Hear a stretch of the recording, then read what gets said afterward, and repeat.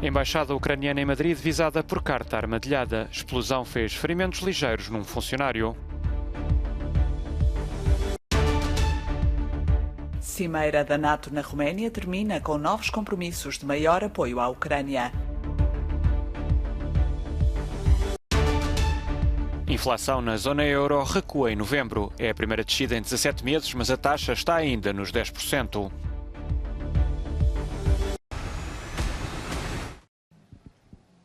Um funcionário da Embaixada da Ucrânia em Madrid ficou ferido na explosão de uma carta armadilhada que chegou esta quarta-feira à representação diplomática na capital espanhola. Segundo fontes policiais, o artefacto explodiu no momento em que o funcionário abriu o envelope. Os ferimentos terão sido ligeiros e a vítima já teve alta depois de ser assistida num hospital. O envelope estava endereçado ao embaixador ucraniano. A polícia espanhola ativou o protocolo antiterrorista e cercou rapidamente a embaixada. O ministro dos Negócios Estrangeiros da Ucrânia pediu ao homólogo espanhol medidas urgentes para investigar o ataque contra a missão diplomática e ordenou um reforço da segurança em todas as embaixadas ucranianas.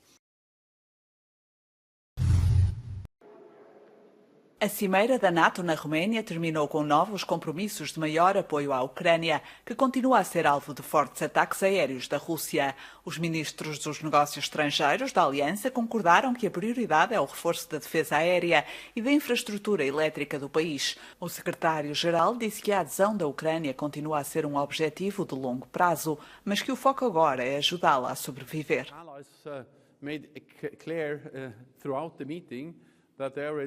Os aliados deixaram claro durante a reunião que estão prontos a garantir o apoio com equipamento militar avançado, munições, combustível, com todas as coisas que os ucranianos precisam para se defender, e isso é urgente.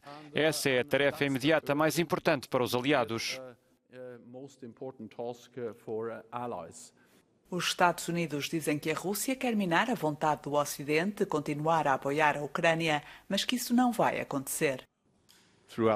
Durante o inverno e enquanto for necessário para o sucesso da Ucrânia, vamos manter e reforçar a nossa segurança e o apoio humanitário e económico à Ucrânia.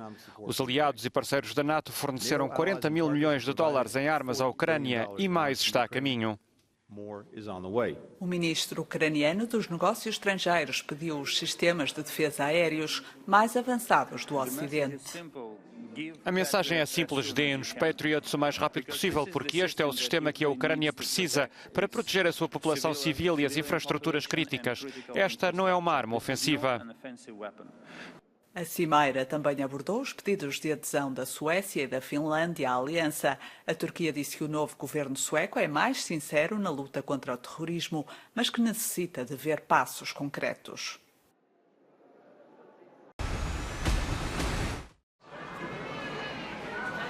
A taxa de inflação anual da zona euro recuou em novembro pela primeira vez em 17 meses. Uma boa notícia em plena quadra natalícia, mas a descida é, no entanto, moderada. A subir regularmente desde junho de 2021 até outubro deste ano, quando chegou aos 10,6%, a inflação registrou em novembro uma pequena descida para os 10%, segundo os dados preliminares publicados esta quinta-feira pelo Eurostat. A taxa nos países de moeda única mantém-se assim ainda nos 2 dígitos, bastante longe dos 1,9% registados há um ano e meio, e não afasta para já os receios de uma recessão. Empurrada desde o ano passado pelos preços da energia e da alimentação, bem como as dificuldades nos abastecimentos de matérias-primas ainda na sequência da pandemia de Covid-19, a situação agravou-se a partir da primavera, com as perturbações nos mercados ligadas à invasão da Ucrânia.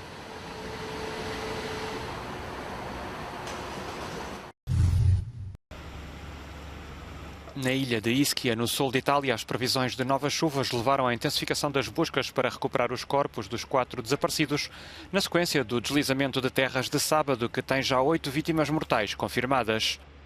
A tragédia, que fez também 5 feridos e 230 deslocados, poderia ter sido em grande parte evitada se não houvesse construções intensivas em betão numa zona de risco, na opinião de um investigador da World Wildlife Fund.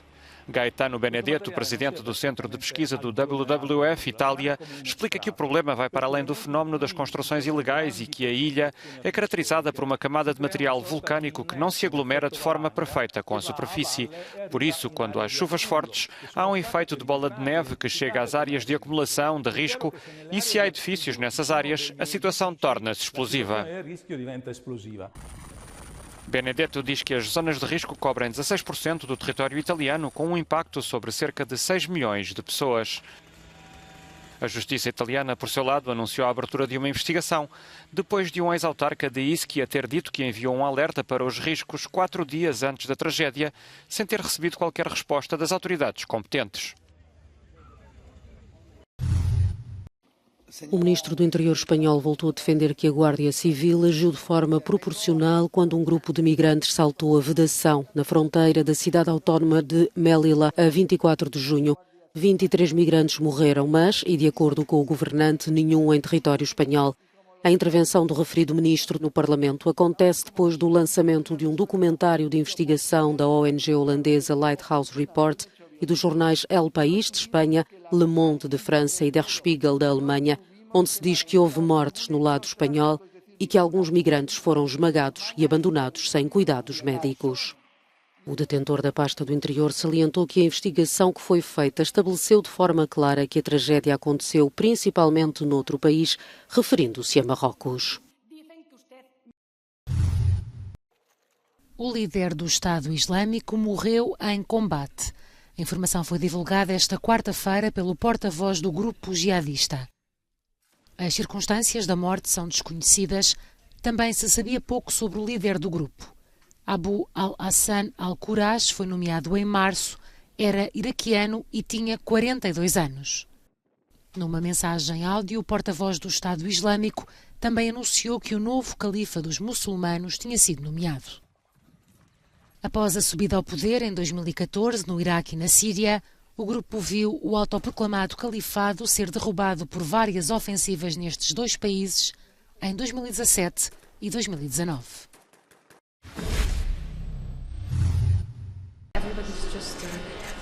Milhares de egípcios assinaram uma petição que pede ao British Museum para devolver a Pedra de Roseta numa altura em que o maior museu da Grã-Bretanha comemora os 200 anos da decifração dos hieroglifos.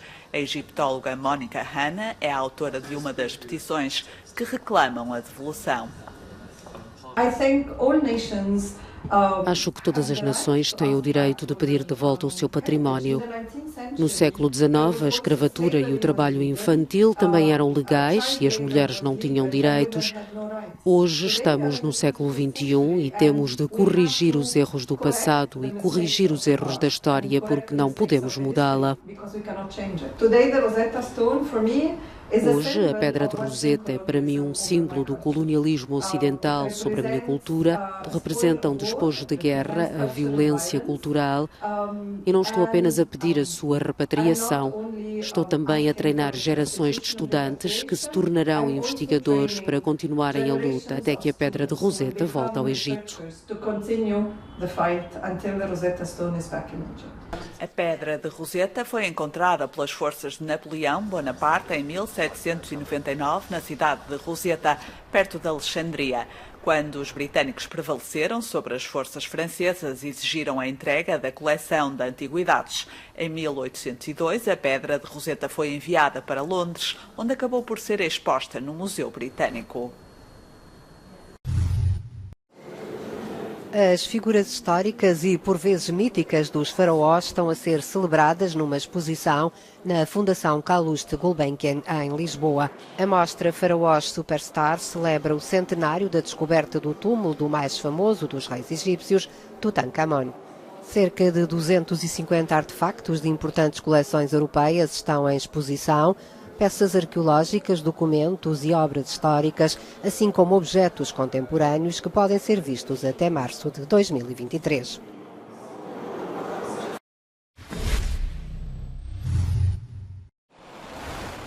Três astronautas chineses chegaram esta quarta-feira à Estação Espacial da China, onde vão permanecer durante vários dias com a tripulação de 3 membros que já se encontra a bordo.